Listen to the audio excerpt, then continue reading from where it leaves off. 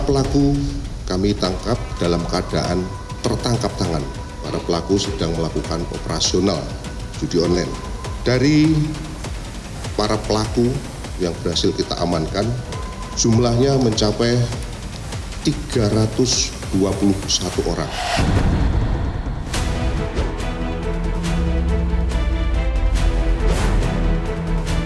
Daerah Indochina, khususnya Myanmar, Kamboja, Laos, Vietnam, yang selama ini menjadi basis-basis dari perekrutan dan aktivitas tindak pidana daring yang sasaran korbannya transnasional, setelah ditertibkan mulai terjadi pergeseran ke Indonesia.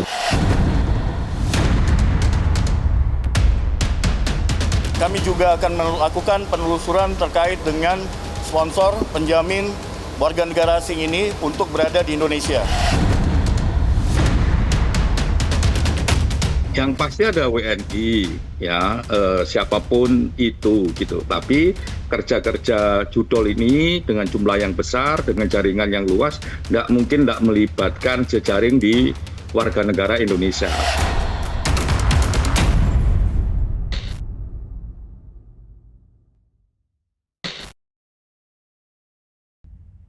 Selamat malam. Program Rosi kembali hadir ke hadapan Anda sebagai ruang opini sumber informasi. Kali ini bersama saya Tifal Solesa. Badan Reserse Kriminal Polri membongkar sindikat judi daring atau judi online jaringan internasional di Jakarta Barat. Total 321 orang ditangkap.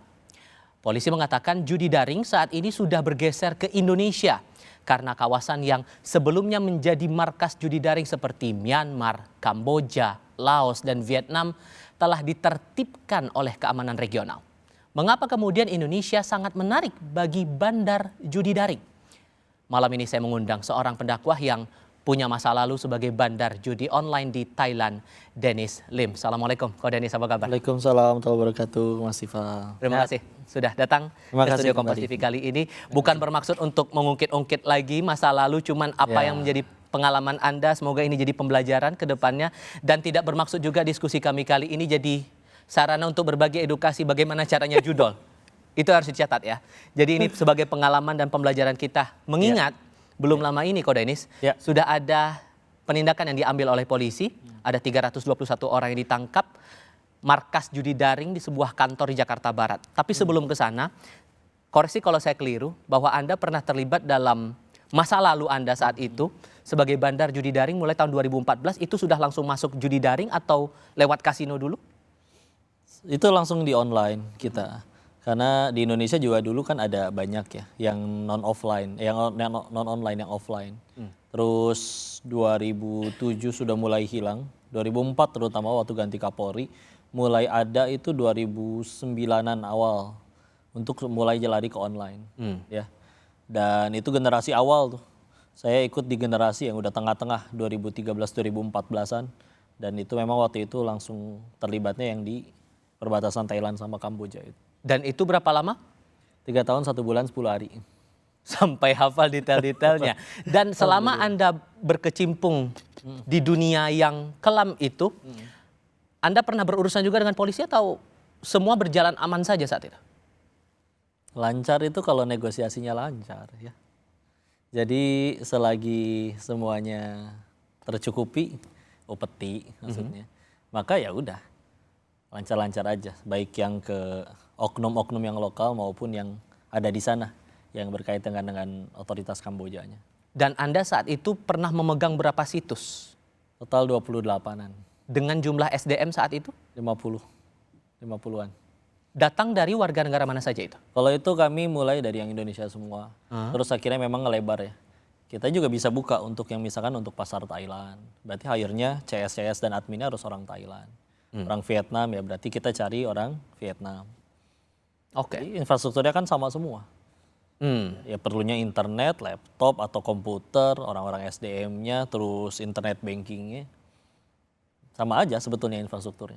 Apakah sama dengan yang proses ditangkap oleh polisi. Kami juga sambil tampilkan saat polisi saat itu menggerebek salah satu perkantoran di kawasan Jakarta Barat. Total 321 orang ditangkap saat itu. Hanya ada 1 warga negara Indonesia di sana. Areanya kalau dilihat ini dia.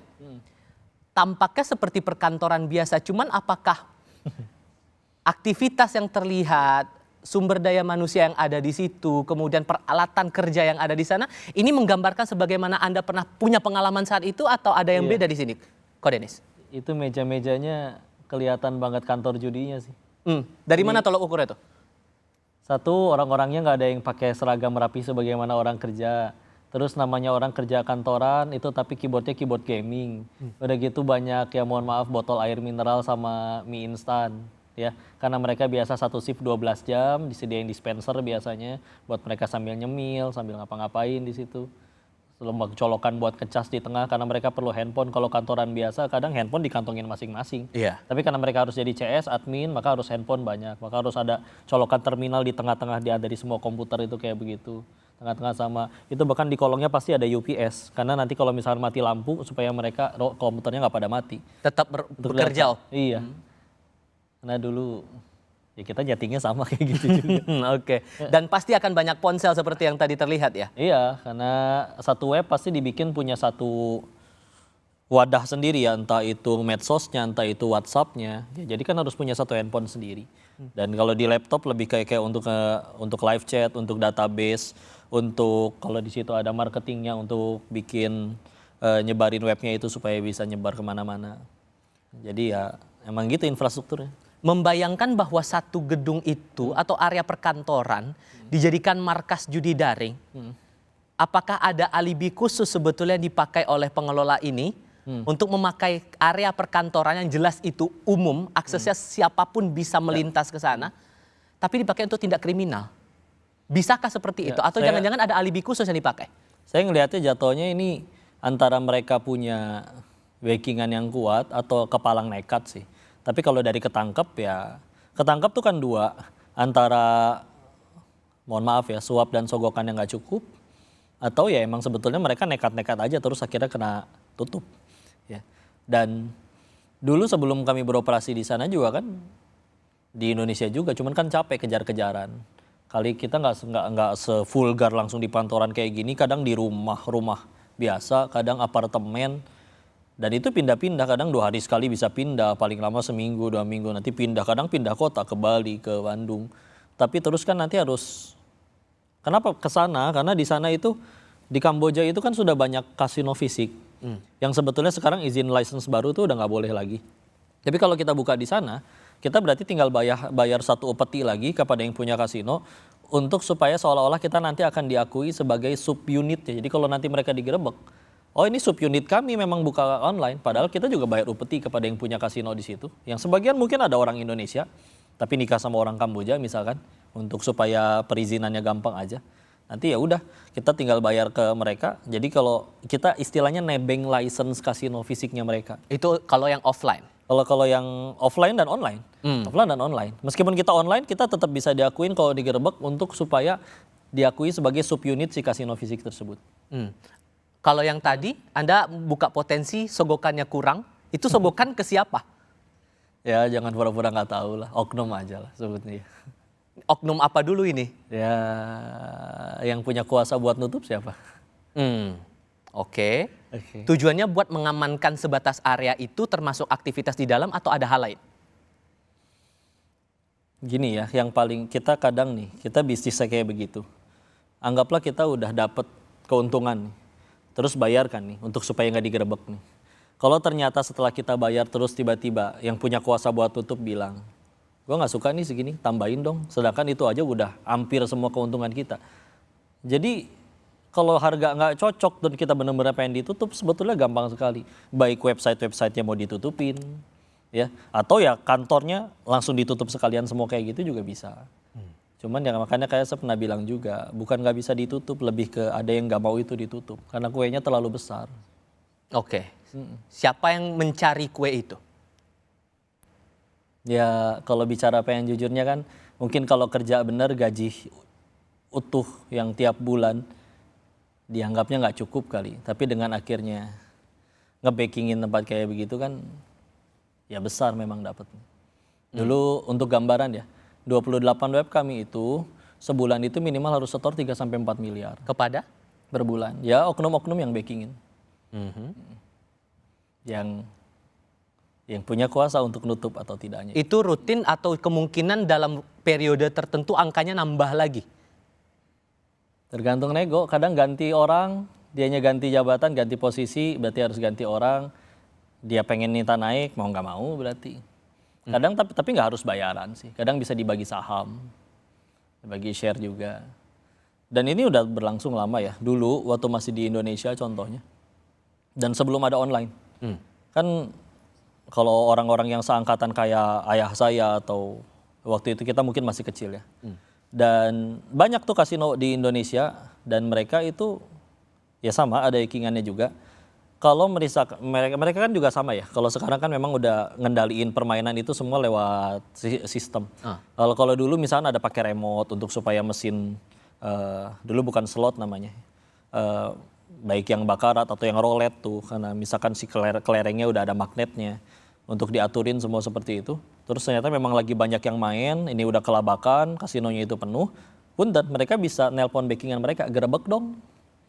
Nah setelah digerebek, yang ada gerebek itu boleh ngambil uang yang ada di situ. Sedangkan duit yang udah dari pemain kalah banyak, yang dalam bentuk chip itu udah dibawa kabur. Jadi kadang penggerebekan itu memang bisa diakalin untuk kejadian kayak gitu. Itu yang kasino, termasuk yang daring pun juga sebetulnya disetting demi menguntungkan bandarnya juga atau orang-orang tertentu. Bandar untung ya, bandar pasti jelas untung. Cuman kan ada orang yang akhirnya punya kuasa untuk nutup daripada ini ditutup, ini kita bisa bagi-bagi kue, ya udah jalan mah tetap jalan. Cuman ya itu dia tadi minta upeti. Oke. Hal yang menarik juga begini, ini pernyataan dari Sekretaris NCB Interpol Indonesia dari Divisi Hubungan Internasional Polri, Brigjen Pol Untung Widatmoko yang sampai bilang beberapa titik di beberapa negara itu awalnya jadi server-server yang tadinya menjadi titik operasional judi daring itu sekarang ditertibkan dan mulai digeser ke wilayah Indonesia.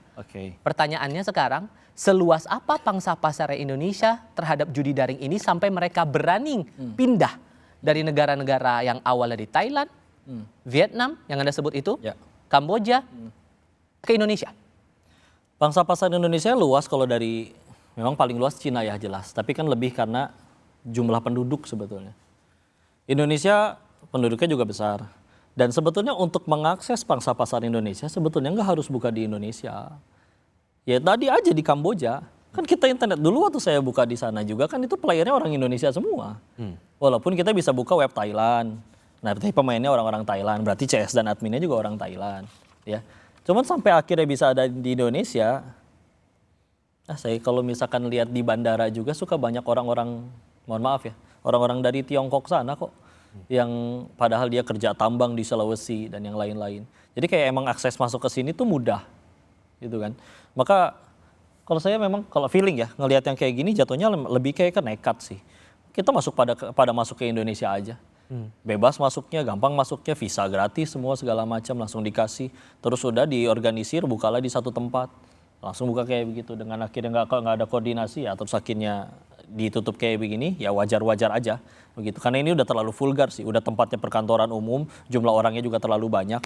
Nekat dengan risiko ya pasti akan berpindah-pindah karena yang saya ingat tahun 2024 Anda juga berbicara kepada tim digital Kompas TV dalam sebuah podcast. Anda juga bilang potensi untuk berpindah-pindahnya juga besar karena pasti akan ketahuan di satu titik berpindah lagi ke tempat yang lain. Atau kita batasi satu titik itu cuma berapa orang. Nggak pernah kita bikin misalkan itu kan dulu yang 28 web itu kan beberapa kantor. Ya kan? Dan nggak dikumpulin di satu tempat satu kantor tuh ketipu ratusan orang gitu jadi satu kan terlalu mencolok. Padahal segitu teh itu dari situ tuh udah tempat benar-benar khusus judi di perbatasan Thailand sama Kamboja. Ini benar-benar di tengah kota Jakarta kumpulin orang segitu banyak ya. Dan ini kalau ternyata banyak warga asing ya berarti dia sederhana, berarti dia buka buat pasar Vietnam, dia buka buat pasar Thailand, dia cari orang-orang yang pada di sana rekrutin, ajak kerja di Indonesia, kasih tempat tinggal, fasilitas dan segala macam, udah operasi dari situ. Mereka cuma dibekali, pokoknya udah infrastrukturnya, laptop, internet dan yang lain-lain. Oke. Beroperasi udah. Dan dari 321 orang yang ditangkap itu, ada 1 warga negara Indonesia yang turut ditangkap dalam penggerebekan judi daring jaringan internasional.